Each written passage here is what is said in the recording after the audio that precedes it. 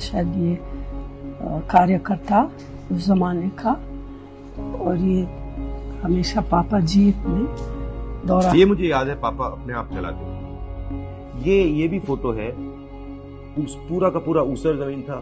जब बारिश आती थी गांव के गांव ब्लॉक हो जाते थे। पापा ने वहां पे एक प्रोग्राम किया था, और इंडस्ट्रियल एस्टेट। और ये देखिए, एक तो डिफरेंस अभी काफी क्लियर है कि ये उस समय प्रधानमंत्री थे, मगर इनकी सिक्योरिटी वाले यहाँ बिल्कुल नहीं। जब मैं 82 में गया था तो ये हालत थी।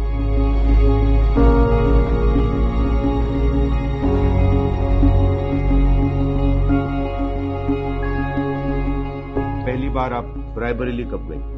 81-82 शुरू किया काम। हम लोग जाते थे मेडिकल कैंप के लिए। बहुत सारे अच्छे डॉक्टर लोग थे वहाँ के, दिल्ली के। सेवा करने के लिए ये लोग हमेशा मदद करते थे। हमारे परिवार का अमेठी रायबरेली से 100 साल का रिश्ता है। 1921 से पंडित जी उनका राजनीतिक जीवन शुरू किया, और एक किसान का लीडर था बाबा रामचंद्र, उनको मैसेज भेजा कि चलो मिलेंगे, और पंडित जी को अपना दुख बताया। मैं भी जाऊंगा, पंडित जी ने बोला।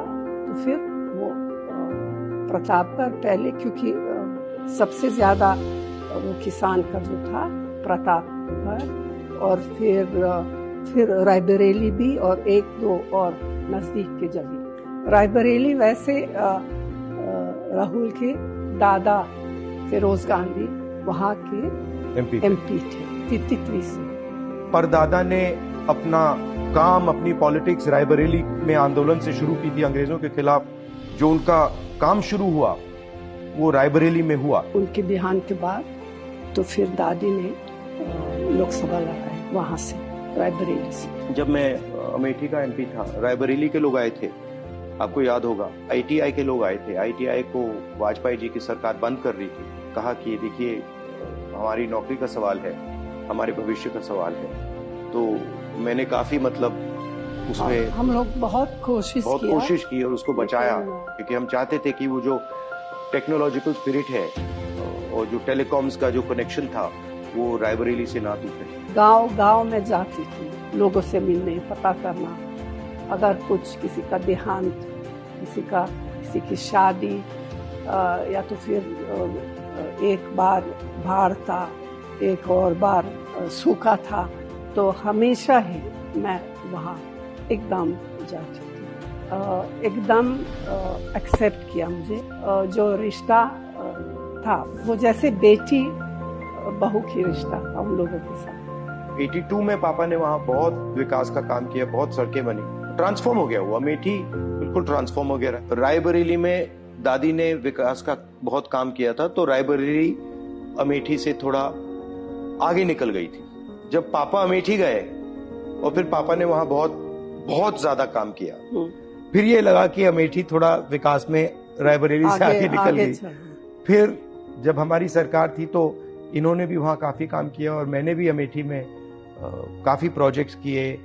एक सड़क की कनेक्टिविटी, तो मेरी कोशिश थी कि ज्यादा से ज्यादा सड़कें, नेशनल हाईवेज, सीआरएफ सड़कें हम अमेठी में लाएं और अमेठी को बाकी देश से जोड़ें। दूसरा था सेल्फ हेल्प ग्रुप का काम, जिसमें हमने लाखों महिलाओं की मदद की, बैंक अकाउंट से उनको जोड़ा, उनकी जिंदगी बदली। तीसरा, जो इंस्टीट्यूशंस हैं, पेट्रोलियम इंस्टीट्यूट और सीआरपीएफ ट्रेनिंग कैंप, और शायद जो सबसे बड़ा काम था जिसको बीजेपी के लोगों ने रोक दिया और जो अमेठी और रायबरेली को ट्रांसफॉर्म कर देता, वो था फूड पार्क, जिसमें हम 40 अलग अलग कारखाने ला रहे थे जो हॉर्टिकल्चर और एग्रीकल्चर से रिलेटेड थे। और मेरी सोच थी कि वो फूड पार्क अमेठी और रायबरेली का चेहरा ही बदल देगा, और उसको बीजेपी के लोगों ने रोक दिया। तो यही प्लान मेरा रायबरेली के लिए है कि रायबरेली को बाकी देश से जोड़ा जाए, वहाँ पे मैन्युफैक्चरिंग यूनिट्स और फूड प्रोसेसिंग की स्ट्रेटजी हो। जब मैं रायबरेली की बात करूं, अमेठी की बात करूं, तो जनता के दिल में जो है उसको अच्छी तरह सुनना और उस पर एक्शन करना। रायबरेली के लिए जो काम माँ कर रही थी और जो दादी ने किया उसको मैं आगे ले जाऊं, वो रिश्ता ही अलग है। एक प्रकार से पारिवारिक रिश्ता, दोस्ती का रिश्ता, अफेक्शन का रिश्ता है। तो जैसे मेरा माँ के साथ रिश्ता है, बहन के साथ रिश्ता है, वैसे ही वहाँ के लोगों के साथ हमारा रिश्ता है, वही फीलिंग है।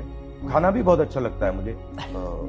रायबरेली में जो वो दाल है, वहाँ पे दाल, अरहर की दाल, वो शायद कहीं दुनिया में नहीं मिलती है वैसी दाल। तो मेरे लिए ये दोनों कंस्टिट्यूएंसीज एक हैं। अमेठी और रायबरेली ने हमें सब कुछ दिया है। जब भी अमेठी रायबरेली को जरूरत होगी, हम वहां मिलेंगे।